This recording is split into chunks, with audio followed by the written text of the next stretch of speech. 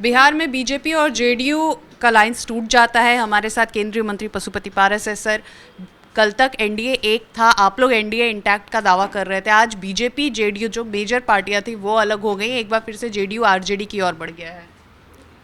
यदि भी आरजेडी की तरफ जदयू बढ़ा है तो मेरे हिसाब से ये नीतीश जी का गलत फैसला है। ये नहीं होना चाहिए, चूँकि इसके पहले भी नीतीश जी आरजेडी के साथ सरकार बना चुके थे और अच्छा और बुरा का अनुभव उन्होंने देख लिया था। और फिर दोबारे आरजेडी के साथ जाना मेरे लिए बिहार के सेहत के लिए, बिहार की राजनीति के लिए अच्छी बात नहीं है। अभी के अपडेट पे आपसे बात करती हूँ। जेडीयू, आरजेडी, कांग्रेस की तरफ से उप मुख्यमंत्री, खुद मुख्यमंत्री नीतीश कुमार ने कहा कांग्रेस से एक उप मुख्यमंत्री हो, लेकिन आरजेडी ने मना कर दिया। अब तीन पार्टी हैं, तीनों कुछ ना कुछ डिमांड कर रहे हैं। अब तीनों में ही पटेगा नहीं पटेगा, स्थिर सरकार चलेगी, एक सवाल उठ रहा है। अब ये सरकार कब तक चलेगी ये तो भविष्य के गर्भ में है, लेकिन मैं सिर्फ इतना ही कहूँगा कि 2014 में हमारी पार्टी का गठबंधन, स्वर्गीय रामविलास पासवान जी जीवित थे, रामचंद्र पासवान जी जीवित थे, तो एनडीए गठबंधन के साथ हुआ था। और हम लोग एनडीए गठबंधन के साथ 2014 में भी चुनाव लड़े, 2019 में भी चुनाव लड़े, सांसद बन के आए, और भविष्य में भी हम नरेंद्र मोदी जी के नेतृत्व में विश्वास रखते हैं। नरेंद्र मोदी जी के नेतृत्व में हमारी पार्टी रहेगी। बीजेपी जेडीयू को कमज़ोर कर रही थी। बीजेपी के राष्ट्रीय अध्यक्ष जेपी नड्डा ने कहा कि क्षेत्रीय पार्टियां खत्म हो जाएंगी, पार्टी बचेगी तो सिर्फ बीजेपी। इन सब चीज़ों को आप कहाँ देखते हैं? नहीं, ऐसी कोई बात नहीं है कि अब उन्होंने जनरल कहा होगा, लेकिन बीजेपी जेडीयू को क्यों ख़त्म करेगी? यदि बीजेपी जेडीयू को ख़त्म करने की बात होती तो बीजेपी का 76-77 एमएलए और जेडीयू का 43 एमएलए, फिर नीतीश जी मुख्यमंत्री कैसे हो जाते?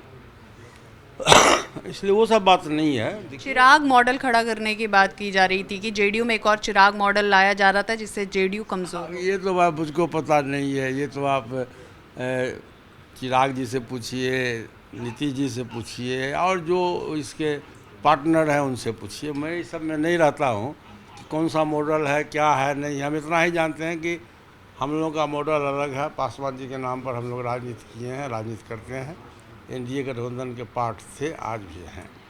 ललन सिंह, जब एलजेपी टूट रही थी तो ललन सिंह की अहम भूमिका देखी गई थी, सब कुछ सामने भी था। आपके साथ ललन सिंह उस वक्त खड़े थे और आपको बोला था कि आप एनडीए के पार्ट हैं, लेकिन आज वही ललन सिंह आरसीपी सिंह पे आरोप लगा रहे हैं, पूर्व राष्ट्रीय अध्यक्ष पे आरोप लगा रहे हैं, और उन्होंने ही कहा कि बीजेपी जेडीयू को तोड़ने की कोशिश कर रही, जेडीयू के अंदर घुस रही।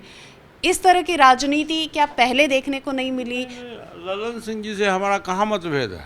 ललन सिंह जी इसमें कहाँ है? एलजेपी हमारी पार्टी है, हम लोग 5 सांसद हैं। हम लोगों के पार्लियामेंट्री बोर्ड का फैसला हुआ कि हम एनडीए गठबंधन के साथ थे और आज भी रहेंगे। देखिए, देश की पुकार है, देश की चाहत है, देश की पुकार है, और देश में की आवश्यकता है नरेंद्र मोदी देश के लिए बहुत ही आवश्यक है, और देश ही नहीं विदेशों में भी नरेंद्र मोदी जी का नाम है। इसलिए हम लोग निश्चित रूप से नरेंद्र मोदी जी के साथ। एक आखिरी सवाल, उपेंद्र कुशवाहा ने ट्वीट किया है कि नीतीश कुमार अब देश की ओर बढ़े, देश को इंतजार है नीतीश कुमार के नेतृत्व का। क्या आप देख रहे हैं कि अब प्रधानमंत्री पद की दावेदारी नीतीश कुमार देखेंगे? मैं तो वो आज से 6 महीना पहले कह चुका हूँ कि देश में 2024 तक प्रधानमंत्री पद की कोई वैकेंसी नहीं है। हमारे साथ केंद्रीय मंत्री पशुपति कुमार पारस थे, जिन्होंने साफ तौर पे कहा कि 2024 तक प्रधानमंत्री पद की वैकेंसी नहीं है और हम एनडीए में हैं, यानी कि हम बीजेपी के साथ हैं और बीजेपी के साथ रहेंगे। कैमरा पर्सन दिनेशन के साथ नेहा जी, मीडिया, दिल्ली।